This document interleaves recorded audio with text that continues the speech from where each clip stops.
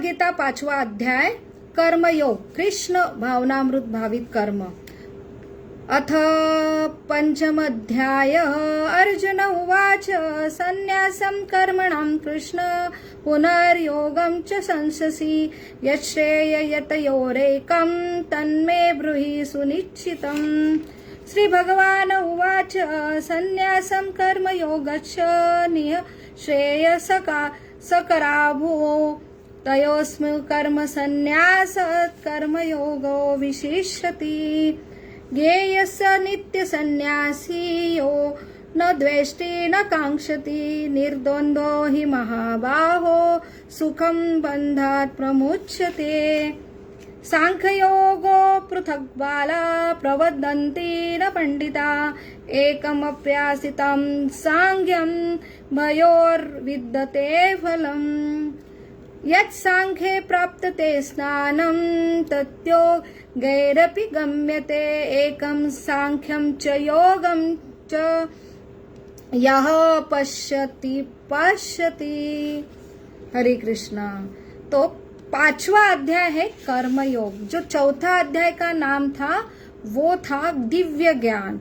तो यहाँ दिव्य ज्ञान के बाद अभी कर्म योग भगवान ने प्रारंभ किया है। तो बहुत महत्वपूर्ण है कि कर्म योग में करना चाहिए और ये कर्म योग ही कृष्ण भावनामृत कर्म कहलाता है। तो उसके बारे में 5वें अध्याय में यहाँ भगवान हमें समझा रहे हैं। तो इसके पूर्व हम 5वां अध्याय की महिमा है क्या, हर अध्याय की एक महिमा है, वो वेद व्यास रचित है। हर गीता के हर अध्याय का महिमा जो आती है पद्म पुराण में, तो इसमें एक सुंदर एक कहानी है। तो ये कहानी जानना बहुत जरूरी है अध्याय प्रारंभ के पहले, तभी हमें ये महात्मा समझेगा कि गीता की हर एक अध्याय का अलग अलग महात्म्य है। तो यहाँ पे एक कथा आती है जो है मद्र, जो प्रदेश है पुलकुस्तन नाम, पुलकुस्तनपुर का एक नगर है और इसमें एक पिंगला नाम का ब्राह्मण रहता है।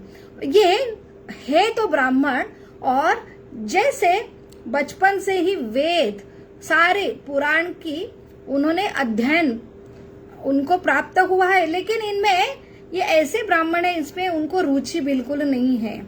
और जब ये युवा होते हैं तो वह वाद्य अलग अलग वाद्य सीखते हैं और वही संगीत में वो निपुण हो जाते हैं और उनका संगीत वाद्य कला में निपुणता देख के राजा के महल में उनको प्रवेश मिलता है और वहां पे वो बहुत ही क्या होते प्रसिद्ध होते हैं। तो वहां पे उन बहुत ही गर्वित होते। जैसे भौतिक प्रकृति का नियम ही है कि जहां पे अर्थ लक्ष्मी नाम आता है तो वहां पे गर्व आ ही जाता है और गर्व की वजह से मद होते हैं और मद की वजह से भ्रमित होते हैं। हमें सही क्या है गलत क्या है वो भेद करना मुश्किल होता है। ऐसे मद में हम गलत ही काम कर बैठे तो अलग अलग गलत कर्म में ये फंस जाता है पिंगला नाम का ब्राह्मण। और वही उसकी जो पत्नी है अरुणा नाम की, ये भी एक नीचे कुल की, वो ऐसे जो स्त्री से विवाह करता है और वो भी नीचे कुल की है और उसकी भी बहुत ही गलत ऐसी जो आदतें हैं। तो अपना पति होने के बाद भी पर पुरुष के साथ वो संग में रहती है।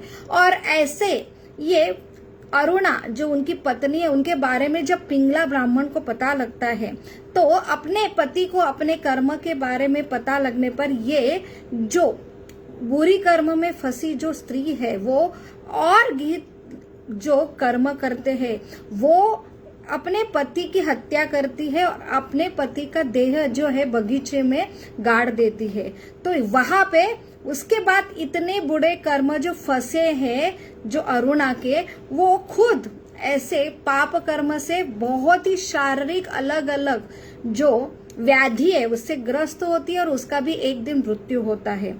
अभी ये दोनों भी उनके गहन ऐसे कर्म है, पाप कर्म है, इसलिए वो उनको नरकों में बहुत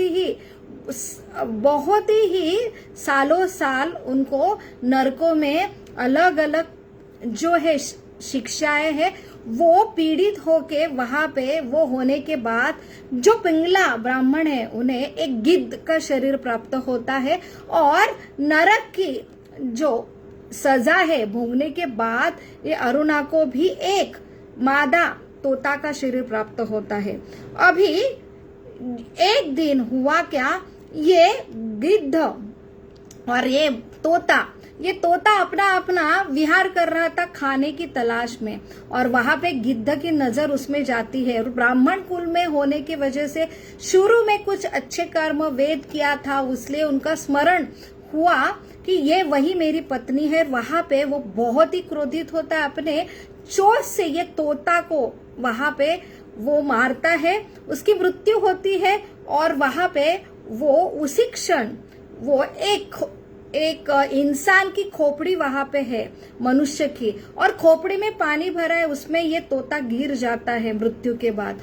और वही उसी क्षण एक शिकारी आता है, वो गिद्ध को शिकार करता है और उसकी भी हत्या यहाँ पे हो कि वो भी वो खोपड़ी में जो पानी है वहां तोता गिरा है, वहां ये भी गिरता है। अब ये दोनों फिर से जो है यमदूत उठा के यमराज के सामने खड़ा करते हैं, और इनका पूरा इतिहास आता है कि ये कितने गहन कर्म उन्होंने किए हैं, और वो उनको बहुत ही घृणा होती है।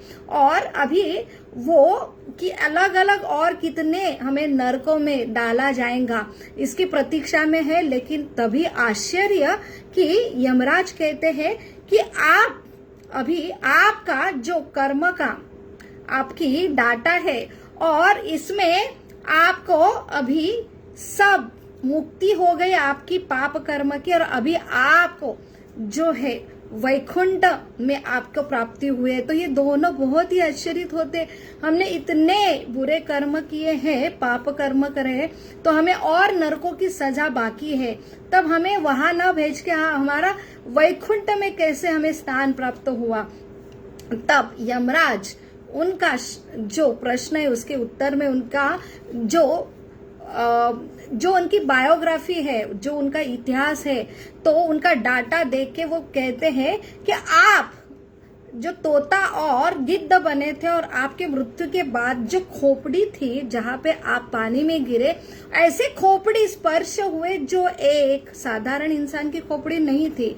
वहां पे एक ऐसे योगी जो भगवान विष्णु के निश्चिंत भक्त वत नाम के योगी, ये हमेशा जो है भगवान के जो ध्यान में थे, और ऐसे ये तपस्वी योगी रोज भगवत गीता का 5वां अध्याय का पठन करते थे। और एक दिन उनके ये तपस्या पूर्ण होने के बाद उनका जो शरीर है वो जो वैकुंठ का प्राप्त हुआ है, वो उनके आत्मा वैकुंठ की प्राप्ति हुई है, और ये शरीर का ये खोपड़ी यहाँ पे थी, और वो खोपड़ी भी इतनी शुद्ध हुआ था। तो ऐसे ये भक्त है जिनका शरीर भी शुद्ध हो जाता है, और शरीर उनके आत्मा के पश्चात ये शरीर इतना शुद्ध है कि इतने ये खोपड़ी के स्पर्श से ये दोनों की सारे पाप कर्म की जो अशुद्धता है वहां पे वो शुद्ध होने के उसमें बल था। इसलिए आपको उनके जो है गीता अध्ययन और विशेष 5वां अध्याय, उसके वजह से आपको ये फल प्राप्त हुआ है। तो यही आज हम 5वां अध्याय प्रारंभ करेंगे, उसका जो शीर्षक है कर्मयोग। तो यहाँ पहला ही श्लोक में अर्जुन का प्रश्न से प्रारंभ होता है कि भगवान से वो पूछ रहे हैं, जो 4था अध्याय का लास्ट श्लोक आता है 42 कि उत्तिष्ठ अर्जुन। तो यहाँ पे वो भगवान दिव्य ज्ञान का परिचय देते हैं। उसके प्रथम अर्जुन के जो प्रश्न थे इसके उत्तर में भगवान ने गीता 3रे अध्याय से बोलना प्रारंभ किया, 2रे अध्याय से बोलना प्रारंभ किया। और जो अर्जुन चाहता है कि मैं युद्ध ना करूं, और युद्ध करने से इतने पाप कर्म होंगे, युद्ध करूं ये होगा, युद्ध ना करूं ये होगा, इससे अच्छा मैं संन्यास ग्रहण करूं। तो इसलिए भगवान अलग अलग जो 2रे अध्याय में सांख्य योग बताते, जो बुद्धि योग बताते हैं, ज्ञान योग बताते, वही चौथे अध्याय में ये दिव्य ज्ञान कि अल्टीमेटली ये ज्ञान का प्राप्त जो होता है इंसान, वो कर्म फल से मुक्त होता है, सारे द्वंद्वों से मुक्त होता है, ऐसे ये परम शांति को प्राप्त होता है। तो यहाँ पे अर्जुन ये उससे तर्क निकालते हैं कि ये अगर ज्ञान प्राप्त हो गया तो मैं अभी, इसका मतलब है युद्ध ना करना, क्योंकि कर्म की इतनी गहन गति होती है, इससे अच्छा है कर्म ही न करना, और इससे हम सारे कर्म फल से बंधन से मुक्त होते। इसलिए वो फिर से पूछ रहे, भगवान आपने अभी तो बोला है कि कर्म संन्यास, कि ये फल से, कर्म फल से अलग अलग रिएक्शन मिलती, इससे अच्छा है कर्म संन्यास लो, तो आप फिर से मुझे युद्ध करने के लिए क्यों बोल रहे हैं? तो यहाँ पे कंफ्यूजन हो रहा है अर्जुन का कि कर्म संन्यास श्रेष्ठ है या कर्म योग श्रेष्ठ है। तो यहाँ भगवान उत्तर बोलते हैं कि कर्म संन्यास और कर्म योग, तो कर्म संन्यास जो कर्म ही न करना, कर्म की रिएक्शन ना पाने के लिए, और यहाँ पे कर्म योग भगवान के प्रसन्न के लिए कर्म करना, तो हाँ कर्म योग है, ये सर्वश्रेष्ठ योग है। तो यहाँ पे बहुत ही क्लियर भगवान बता रहे हैं कि जैसे सांख्य योग है, विश्लेषण है, कि हम देखते हैं कि आत्मा और शरीर, तो शरीर, ये आत्मा और ये विश्लेषण, ये प्रकृति, ये सांख्य योग ज्ञान में आता है, और ये ज्ञान ही इतना दिव्य है, ये समझने के बाद जो व्यक्ति है वो मुक्त हो जाता है। लेकिन जितना ये ज्ञान जरूरी है उतना ही कर्म भी जरूरी है। तो ज्ञान प्राप्त होने के बाद कि मैं शरीर नहीं हूँ, आत्मा हूँ, इतना काफी नहीं है। उसके बाद आत्मा का कर्म क्या है? तो भगवान का अंश है, भगवान के प्रसन्न के लिए उसने कर्म करना चाहिए। तो सिर्फ ज्ञान मिला है कि हम आत्मा है, जो मेरी आइडेंटिटी मिली, लेकिन आइडेंटिटी जब स्थापित होती, जब वो कर्म में मैं स्थित होता हूँ, तो सबसे जरूरी है वो मेरी आइडेंटिटी, जिसके ऊपर सबसे जरूरी है मेरा कर्म जो है, मैं भगवान का अंश और भगवान के लिए मैंने कर्म करना चाहिए, ना कि मेरे प्रसन्न के लिए। तो वहां पे भगवान बहुत ही सुंदर ऐसा अर्जुन के प्रश्न का उत्तर देते हैं कि कर्म का त्याग करना, कर्म का भोग करना, ये दोनों गलत है, और सही परिभाषा है कि जो कर्म है वो भगवान के लिए करना चाहिए। बहुत ही सिंपल एग्जाम्पल में हम समझ सकते हैं कि जैसे एक रास्ते पे 500 रुपए की नोट गिरी है, एक व्यक्ति आता है, वो नोट लेता है और खुद के लिए यूज करता है, भोग के लिए, ये तो 100% गलत है, विकर्म हुआ। एक व्यक्ति आता है, वो देखता है 500 रुपए की नोट गिरी है, तो वहां पे वो मेरा ये नोट नहीं है, वो स्पर्श न करके चला जाता है। तो हमें लगता है ये कितना योगी है, ये कितना तपस्वी है, वो सारे काम लोभ से मुक्त है। लेकिन भगवान इसकी भी अनुमति नहीं देते, ये त्याग भी सही त्याग नहीं है। और तीसरा व्यक्ति आता है, वो नोट उठाता है और किसकी गिरी है उसका खोज करता है, और जिसकी है उसको वापस करता है। तो वही ये श्रेष्ठ व्यक्ति है।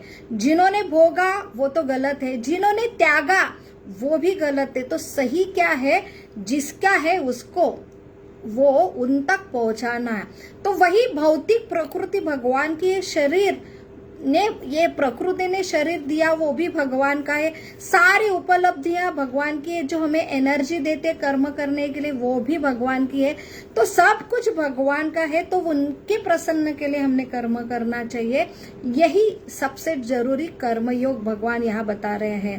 तो जो अध्यात्म का अर्थ है कि नॉलेज मिलता है कि हमें क्यों हम यहाँ पे दुख में अटके हैं, तो हम भोग करने के लिए अलग अलग कर्म करते और उसमें फंस जाते। इसलिए आधा ज्ञान डेंजर रहता है कि हमें कर्म ही नहीं करना, इससे अच्छा है संन्यास लेना। तो संन्यास की सही परिभाषा है कि जो हमारा है ही नहीं। अगर मेरे घर में मैं दूसरे के घर में प्रवेश किया और सारी प्रॉपर्टी दूसरे की और मैं किसको तो भी दान करूं वो भी गलत है। और ये मेरा नहीं है तो मैं किसको कैसे दान कर सकता हूं। तो वही त्याग, मेरा है ही नहीं तो मैं त्याग, ये क्या है, वो मूर्खता है कि मेरा है तो ही मैं त्याग करूं। ये संपत्ति ये सारा भगवान का है तो मैं त्याग कैसे कर सकता हूं। तो वही त्याग करना, सिर्फ कर्म के बंधन में अटक जाते इसलिए त्याग करना ये सही नहीं है। तो सही संन्यास का अर्थ है कर्म संन्यास योग। योग बहुत ही जरूरी है। कर्म के फल का संन्यास, कर्म करना है लेकिन फल का संन्यास, फल नहीं मांगना है। और योग, वो फल किसको देना है, जिसका है उसका। तो योग का अर्थ है कि जैसे अभी 21 जून को जो है राष्ट्रीय योगा दिन, तो योग का अर्थ है हर चीज भगवान की है और भगवान के प्रसन्न के लिए हमने कर्म या सब कुछ कर्तव्य करना चाहिए। जिसकी चीज है उसको अर्पण करना है। तो वही कर्म संन्यास, उसके बाद योग बहुत ही जरूरी है। तो यही भगवान यहाँ पे हमें 5 श्लोकों में परिभाषा दे रहे हैं, जो आज का पूरा 5वां अध्याय की प्रारंभ है कि ज्ञान योग श्रेष्ठ है, लेकिन ज्ञान मिलने पर उसके अनुसार कर्म करना ये ज्यादा श्रेष्ठ है। तो ज्ञान हम अध्यात्म में अर्जित करते हैं कि क्या गलती है, क्यों इधर अटके हैं। हम शरीर ने आत्मा है, लेकिन सबसे बड़ा ऊंचा ये सिद्धांत है कि समझने पर आत्मा क्या है, लेकिन आत्मा का कार्य क्या है वो समझ के वो कार्य में स्थित होना, जिसे कर्म योग कहते हैं, वही भगवान अभी हमें ये अध्याय में अलग अलग उदाहरण से समझा रहे हैं। हरे कृष्ण कृष्ण कृष्ण हरे हरे, हरे राम राम राम हरे हरे। बहुत बहुत धन्यवाद। कल हम 6वां श्लोक से आगे बढ़ेंगे।